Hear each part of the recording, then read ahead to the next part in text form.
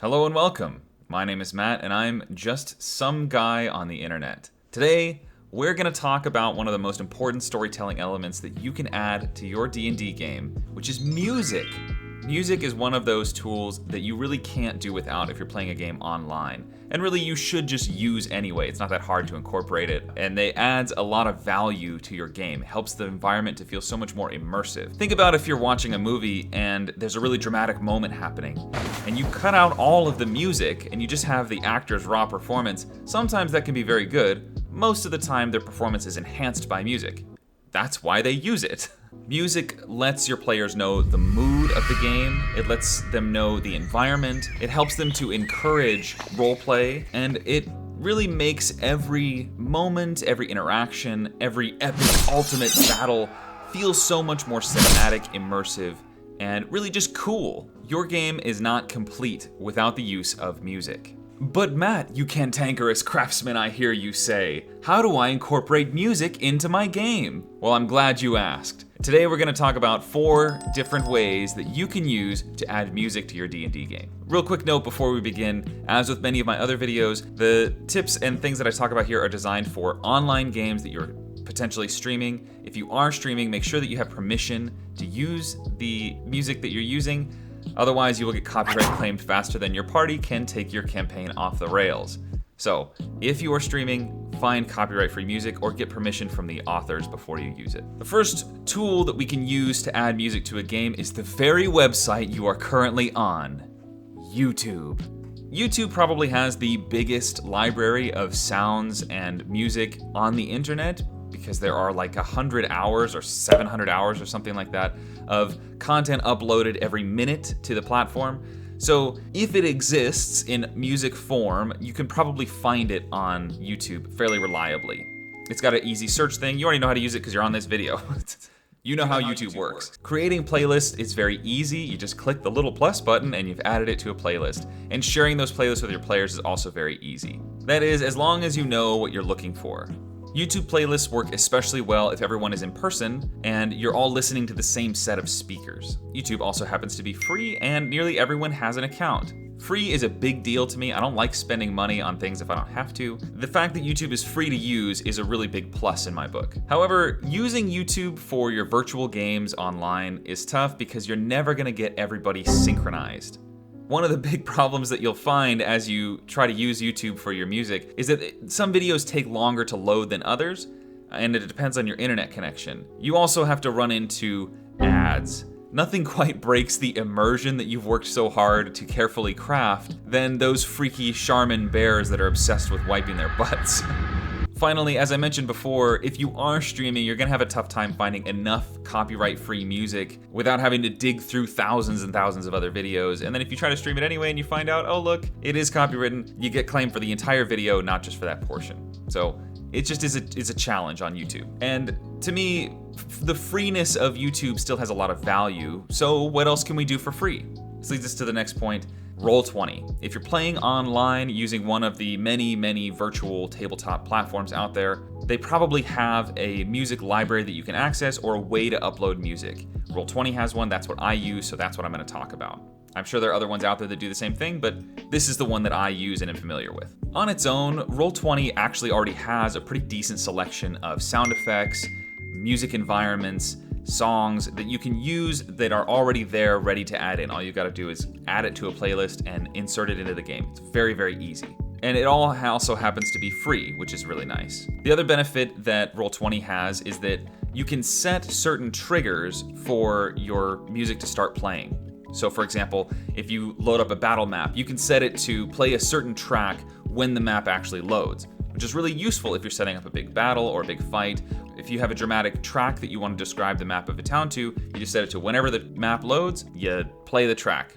Very simple. Roll20 also broadcasts to all of the players simultaneously, so all of your players will be hearing the same track at the same time, which is really nice. Roll20 also happens to offer DMs the option to upload their own music, as long as the tracks are 10 minutes or shorter. I think you can get away with loading some longer ones, but it's pretty tough. You want to just stay under 10 minutes. This is great if you have a huge selection of your own music, if you make your own music, especially, or if you sail the high seas and find music there. You can find a lot of good content, and you can just load it in there on your own. Again, you don't want to break any copyright laws or anything like that. I'm certainly not condoning that. But if you're not streaming, you can load in any songs that you want to and play them in through Roll20's system. They may pull songs down occasionally, but for the most part, you should be okay. Wherever your tracks come from, you can upload them into Roll20, add them to playlists, and then inject them into any and all games that you DM. This is really nice if you DM a bunch of games, or if you have friends that want to use the playlist that you've made. All you do is join the game, and they promote you to the GM, and then you add in the tracks, and then you leave the game, and they'll have access to those tracks still. It's a really handy tool if you've gone through all the work, or someone else that you know has gone through all the work to make a bunch of playlists. They don't have to have you stay in the game, or you don't have to stay in their game, vice versa. But you can still get access to all of the music and effort that they put in.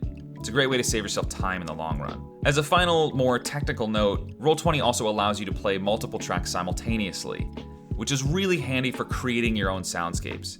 As I mentioned, they have a ton of environmental tracks that you can use, and different ambient effects and noises that you can add in. I think that's one of the best things that Roll20 has going for it, is those free environmental tracks. You can add them in and have them play simultaneously to craft your own soundscape. Maybe you don't want just a generic bog noise or swamp.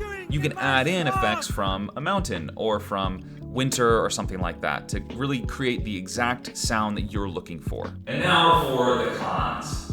While Roll20 does technically broadcast to all of your players simultaneously, it's really dependent on your players' internet connections and just how slow Roll20 is feeling like going at the time. I've noticed that a lot of the time on busy nights, for example, my stream is on Saturday nights at 5, if you want to check us out, the pages and the tracks seem to load a lot more slowly. This also is true if you have a map with a ton of tokens on it. It's going to take forever to load it up and actually play all the tracks for everyone. Also, sometimes it just likes to only load the same 4 tracks over and over and over again. So you make a playlist of, let's say, 10 songs, and it will only actually load 3 of them and just keep cycling through those 3 over and over. Pretty frustrating when you go through all the work to make a long playlist. And with the lag between your players' internet connections, I found that it can be anywhere from a few seconds, which isn't so bad, all the way up to a couple of minutes, which is a pretty substantial difference. Finding, downloading, and then re-uploading and adding to playlists all of the tracks that you want to use is kind of a time-consuming process. Now, all of the things that we'll talk about today use that same method. You do have to make your own playlist, you do have to find the tracks that you want to use, but Roll20 has that added step of having to upload the tracks into Roll20, and then they don't come up in a playlist. You have to re-add them to a playlist after the fact, and then add that playlist to the game. So I'm not going to knock all of the other ones for having to create a playlist. You have to do that pretty much if you want to use this kind of music methods. But it does add extra steps that you may not want to do. After all, time is money, and this would cost you extra time. So what options do you have if you're willing to spend a little cash? Spotify is a great tool that gives your players access to a huge media library. Although I wouldn't say it's as big as YouTube's, all of the tracks on Spotify are going to be guaranteed to be high quality, which is a really nice thing. You're not going to worry about some 14-year-old uploading a pirated track onto YouTube at, 280p or whatever. You're going to get a quality track every time. For those of you using Discord, Spotify Premium also allows other users to listen in and see what tracks you're actually listening to. If you link the accounts, anyone who's on your friends list on Discord can see which tracks you're listening to, and if they're a premium user they can also just click on it and listen in. It actually synchronizes the listening experience for everyone involved. However, the Discord Spotify Premium synchronization thing requires that all of the users have a Spotify Premium account, which can be kind of expensive. If everyone already has it in your group, great, hey, you're good to go. Everyone can listen at the same time. That's wonderful. Hey, Editing Matt here. I forgot to mention when I made this video that the Discord Spotify Premium combo synchronizing thing doesn't actually work if you want to use Discord for voice chat. So you can all listen at the same time, but as of the recording of this video, it doesn't actually allow you to use the voice chat at the same time. So you can have music together, but you can't talk on Discord, which is primarily what Discord is used for. Just wanted to add that in because I apparently just spaced it in my notes before. Okay, back to you, Video Matt. For being a paid-for service, Spotify also lacks a pretty wide variety of ambient or environmental tracks, which is a little bit surprising. I'm sure you could find them if you dug around enough, but they're just not as easily accessible as you'd like them to be.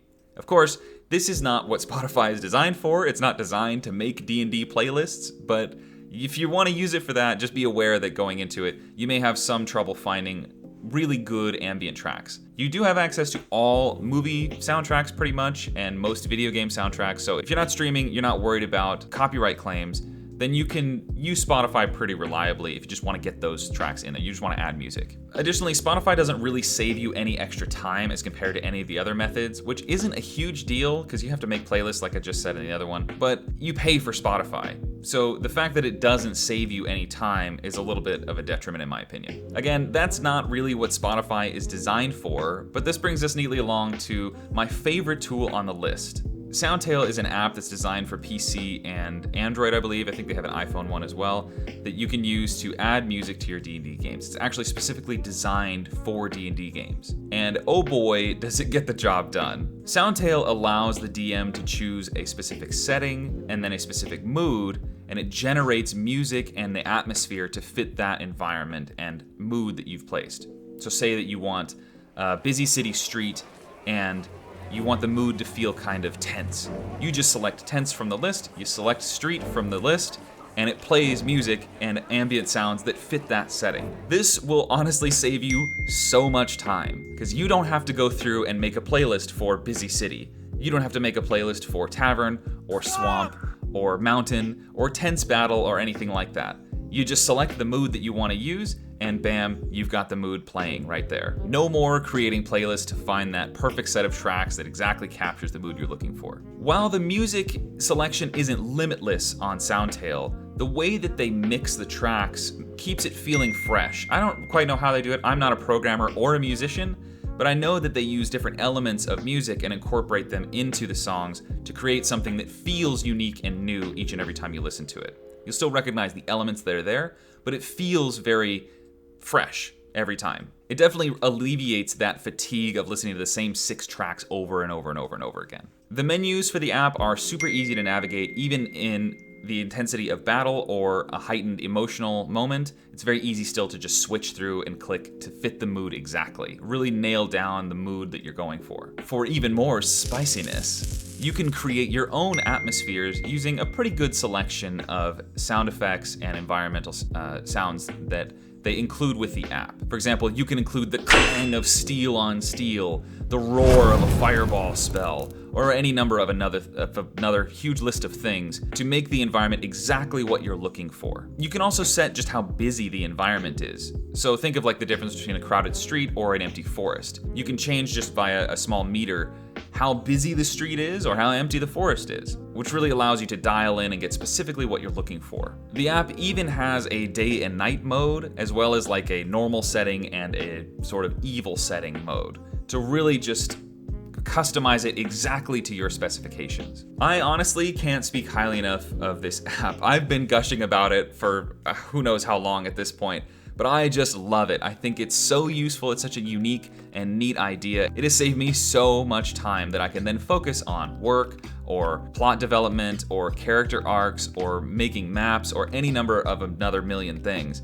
This app is super, super, super useful. Now for the cons. First, Soundtail does cost about 18 bucks, which is not nothing. But for what you get, it's definitely worth it in my opinion. Only one person has to make the purchase, whoever's gonna run the sounds for your game, and then everyone else can get access via the receiver app, which is the same app, but you just go into receiver mode, and everyone can access it via the room that you create as the DM. You pay the one-time fee and you get it for life, online, offline, whatever. You only have to pay once. So for 18 bucks, that's not too bad. Next, the app is still relatively new on the scene. It's not the newest thing, but it is still relatively new on the scene, and some people do report bugs, which can be a problem. I personally haven't experienced any errors or any problems or anything, but I know that some people have reported that, and they are actively working on those kinds of things. So I'll say since that's a possibility, we'll put it on the list. Lastly, and most egregiously, Soundtail is not sponsoring this video.